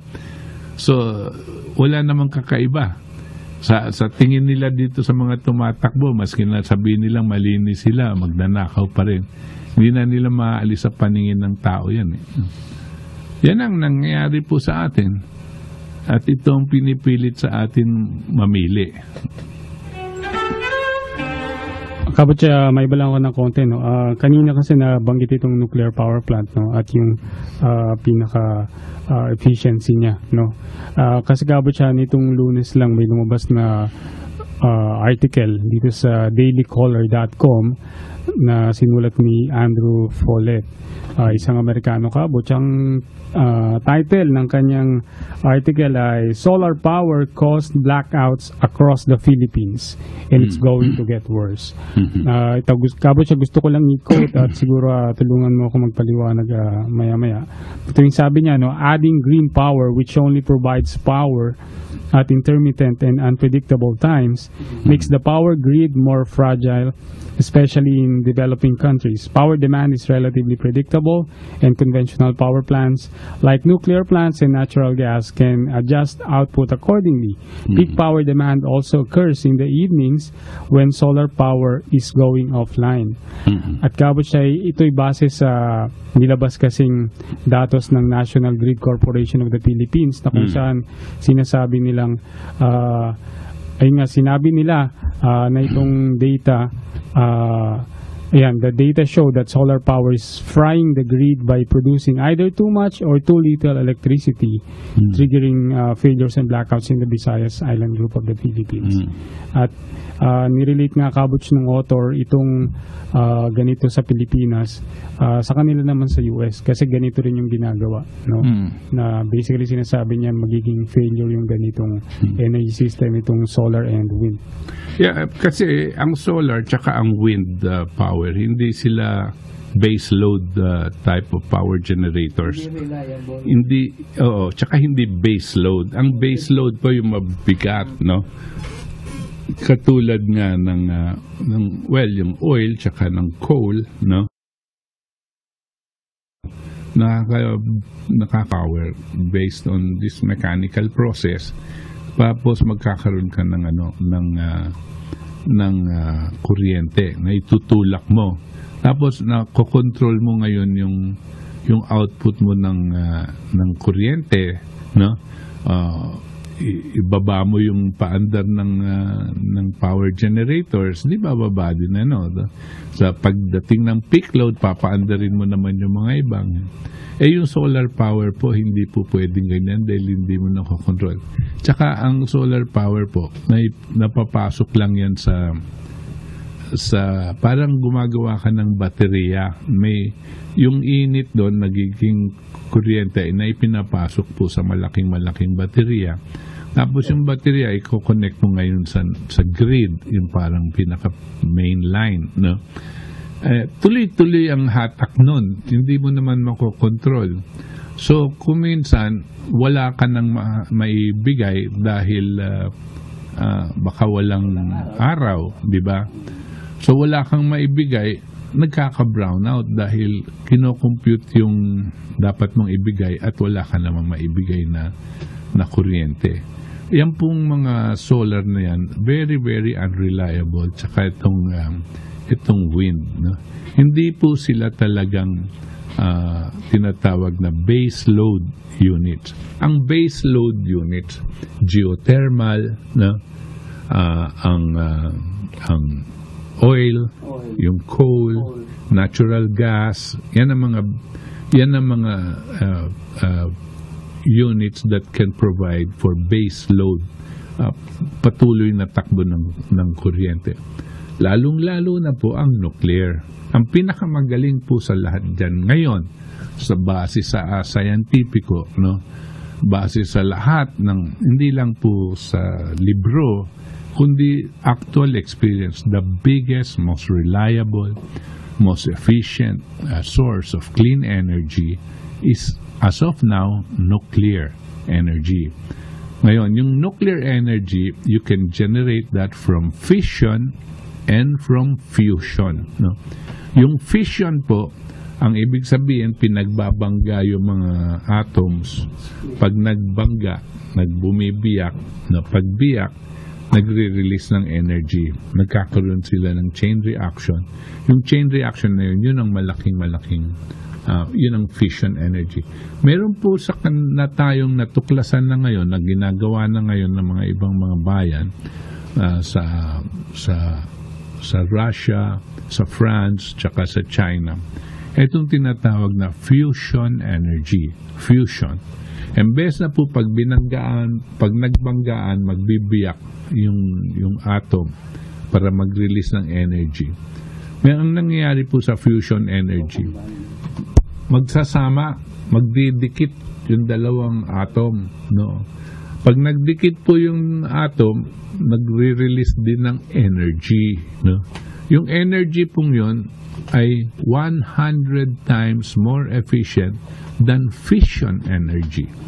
100 times, can you imagine, no?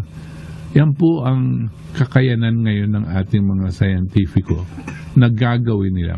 At pag nagawa po nila yan, ito pong fusion energy, nuclear fusion energy, if man is able to move towards that level, no? Wala na po yung kinakatakutan ng mga tao na radiation, at kung ano-anong mangyayari, matutunaw daw ang mga balat yan. Wala na po yung kinakatakutan na yun. Pananakot lang po yan, by the way.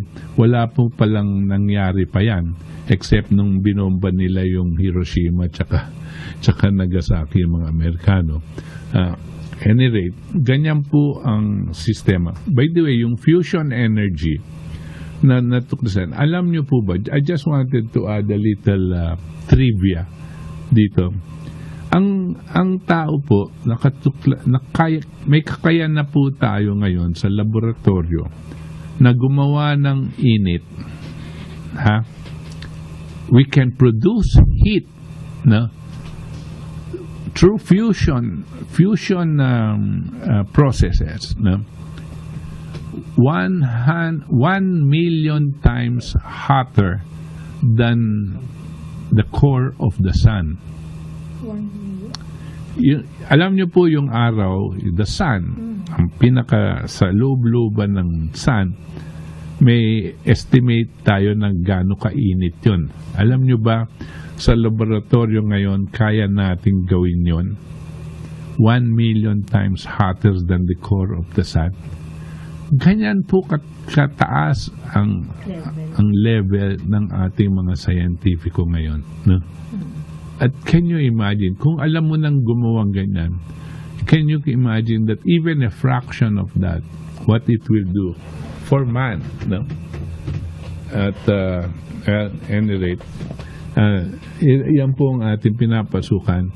Dapat maintindihan natin na our development, kanya madalas po sinasabi natin sa 3 agarang hakbangin, science-driven, infrastructure-based food production programs. Science-driven. Gusto sabihin, yung taas or antas ng scientifico na available na ngayon sa mundo, yun dapat ang kunin natin, no?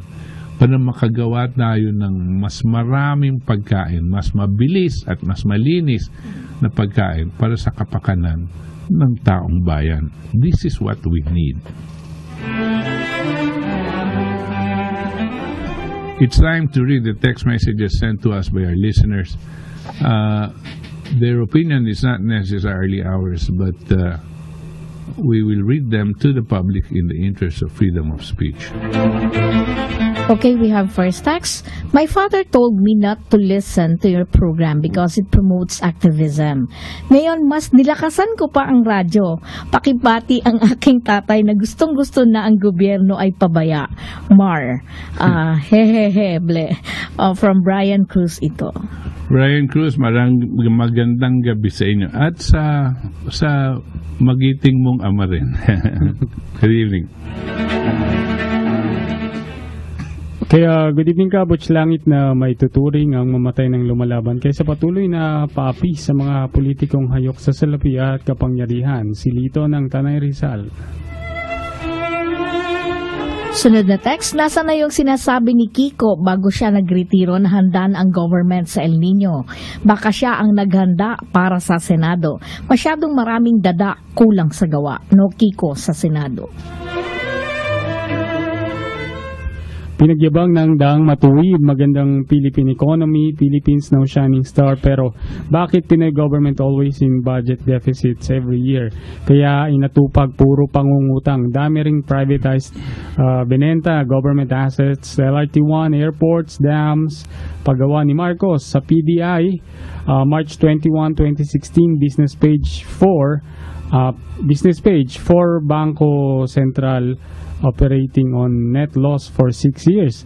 Inamin ni BSP Deputy Governor Gunigundo, binigyang pondo ang BSP ni Pinoy 45 billion pesos galing DAP, pero bakit bilyones pa rin ang net loss ng BSP? Sunod na text, Katipunan, good PM. What the hell Emilu Mendoza doing? Napakatanga. Insulto daw sa kanya ang pagdodonate ng mga private individuals ng bigas.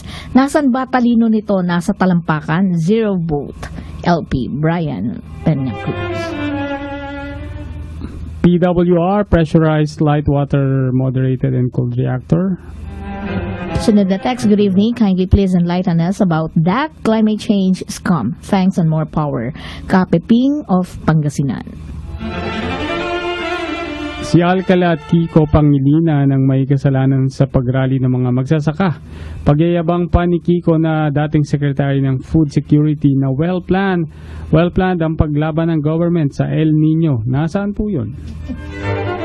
Sunod na text, good PM, Prof and Company. Saan kaya nang hihiram ng kapal ng mukha si Pinoy at kabinete niya? Si Abaya, di na tumino ang DOTZ, airport brownout, trend tirik, Alcala patay sa gutom ng farmers, Kawawang Rojas siya ang sacrifice lamb ng tuwad na daan. Toray Saudi ng Santa Maria, Bulacan. Kaya good evening, Prof. Valdez. Please tell us briefly why climate change is a scam according to Freire. What are his premises? Thanks. Text po ni Emma Orozco ng Santa Mesa. I don't have time to discuss it, but maybe in the next program, Emma, I will devote a bit more time about why climate change is a scam and why global warming is a scam. And you don't have to, by the way, you can check already sa internet. There are lots of material now available. But if you want, we can provide you, but we have to see each other here so that we can provide you some more material about this. Okay, sunod na text, good PM Kabuch at mga katipon at kabanwa. Ito na naman sa NAIA, tinamaan ng brownouts. Maraming pasahero ng NAIA ang naperwisyo at nanakawan ng mga gamit. Palpak talaga ang DOTC na pinamumunuan ni Secretary Pabaya. Ang nakawa ng plaka sa LTO at walang humpay na pagtirik ng MRT. Isang malaking airport na walang backup na standby generator. 2 beses daw nangyari ang brownouts. Palpak talaga ang DOTC at Meralco. Ron ng Bacoor. You know, this government is more of a profit looker government. Nang mga matay kayo dyan, basta kami ang amin kung magkano at paano kami makakapakinabang. Si Brian. Good, sunod na text, good PM mga katipon. Kahit sino presidente, wala makapag-operate ng Bataan Nuclear Power Plant. Una, nag-organize ng mga tao doon na nagkontra sa pagbukas ng planta.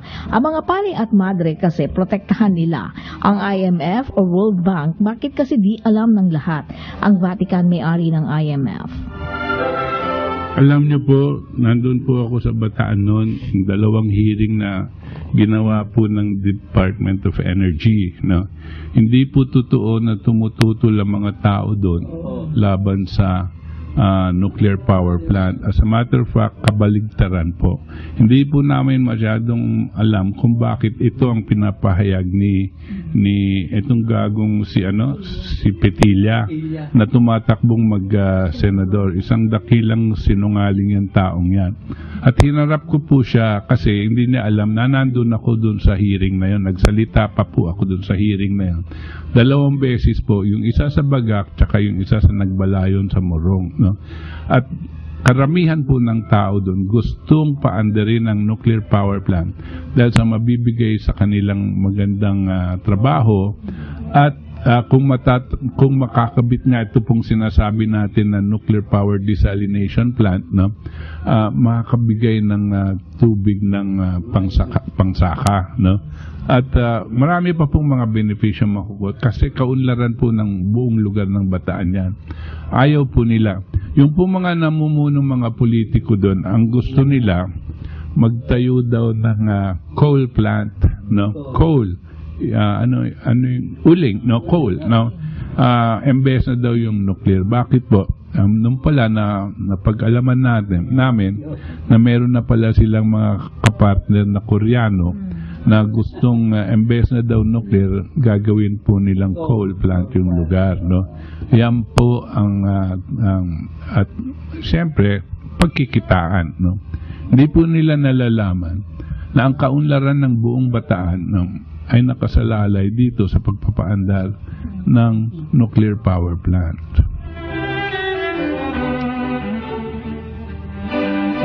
Kabuch, ano ba yan? Kabuch, ginagamit programa mo sa pangangampanya kay Duterte. Dapat wag niyo payagan, putulin agad. Text po ni Luz ng Quezon City.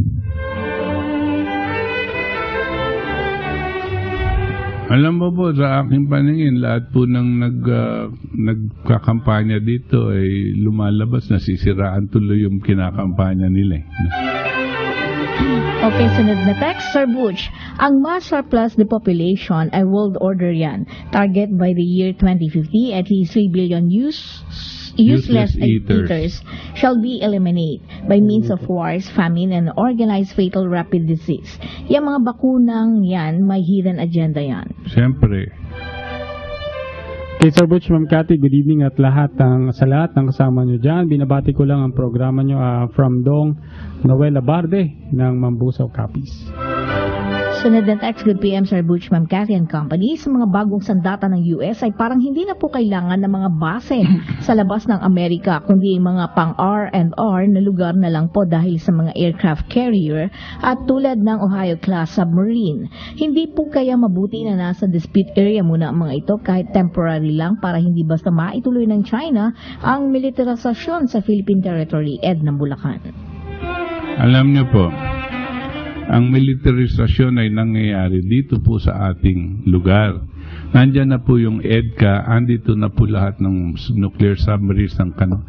The militarization is already practically complete by the US, no. Yung pong ginagawa ng mga incheck, no, sa China, diyan po sa Spratlys is purely in talagang factual basis. It's actually defensive, no? Kasi yung offensive weapons nandito na po sa ating bayan. Dahil pinayagan na po ni Noynoy gamitin ang ating bayan na isang military base. Buong bayan. Hindi lang Subic, hindi lang Clark, buong bayan po. Alam niyo po ba, dahil dito sa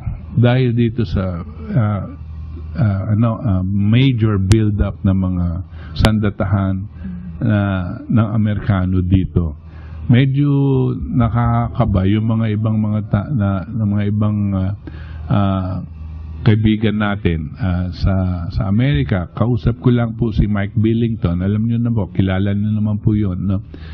At sinasabi niya na medyo kinakabahan daw yung mga ibang mga tao doon dahil medyo ang pag-build up daw ng mga military equipment, airplanes, aircraft carriers, and dito po sa ating bayan ay nakakatakot dahil po baka dito po daw umpisahan ni Barack Obama ang tinatawag na World War III, no, sa pag-atake nila sa bansang China. Kasi pag inatake daw nila ang bansang China, ang bawi daw ng China dito lang sa Pilipinas at hindi daw tutuloy sa Amerika dahil medyo daw malayo, no? Ngayon, pag binanatan naman daw nila yung Ruso daw nakahanda na sa mismong Pacific Ocean, no? At kayang-kaya daw bumawi agad-agad ang Ruso. Pero yung China daw hindi kakayanin bumawi sa mainland ng Amerikano. Ang pagbabawian lang daw dito dahil ang battleground will be the Philippines. Yan po ang usapan namin nung kaibigan ko si Mike Billington at madalas niyo po siyang naririnig dito sa atin. Okay, sunod na text. Good evening mga katipunan. Bakit po pinayagan ng Korte Suprema ang paglalagay ng mga base militar ng Kano dito sa Pilipinas? Salamat po. Bayaran eh. Okay, magandang gabi po sir. Ako po si James Peter Procopio ng Baluta. Magtatanong lang po sana ako kung mamarapatin nyo. Aminin ko po na ako ay bago pa lang sa pakikinig sa inyong programa. Ngunit mula nang una ko kayong narinig ay nawili at naging masugid na po akong taga-subaybay. Ito po ang aking katanungan. Tama po ba ang basa o pagkakaunawa ko sa tinilakay nyo tungkol sa mga sitwasyon o aktwasyon ng China dito sa West Philippine Sea, nang lahat ng ito kabilang na ang pag-okupa sa ating mga bahora ay hindi pangangamkam kundi isa lamang likas na pagtatanggol sa kanyang soberenya. Pakilinaw lang po nawa ninyo ito. Salamat po and God bless. Well, ganito po yan, no? Primero, ang pinapasukan ng mga inchik yung mga disputed islands. Disputed po. Gusto sabihin, hindi pa sigurado kung sino talaga ang may-ari. May claim tayo dyan, may claim sila, may claim ang Malaysia, may claim din ang Vietnam. Disputed islands yung pinapasukan nila. Ngayon, dito po sa Pilipinas naman, medyo napupuno na tayo po ng sandatahan ng Amerikano. Meron na po tayong EDCA at nandito na po yung kanila sa ating katubigan and tinatawag na mga submarines, yung Ohio class. Yun ang pong isang Ohio class submarine, meron pong taglay na nuclear arms na makakapatay, kayang pumatay ng 200 million human beings. Yun lang mga nuclear warheads niya doon sa isa-isang Ohio class submarines. Yan pong Ohio class submarines dito, 10 po yan. 10 nandito sa ating katubigan. They are docking sometimes in Subic. And there are cruisers and destroyers also docking in Subic and in different ports of the Philippines. We are a military base. The Philippines is now a U.S. military base. No? Ano po ang gagawin ng China? Nakatunganga lang po sila, maghihintay? Hindi pa po. Siyempre, maghahanda din yung mga yan. Ang dapat na po natin gawin, kung mayroon tayong kakayanan at may lakas ng loob, gumawa tayo ng paraan, patanggalin lahat yung mga yan. Mas madali pong tanggalin yung mga inchik dyan kung nakikita nila na wala na yung mga Amerikano sa atin. No?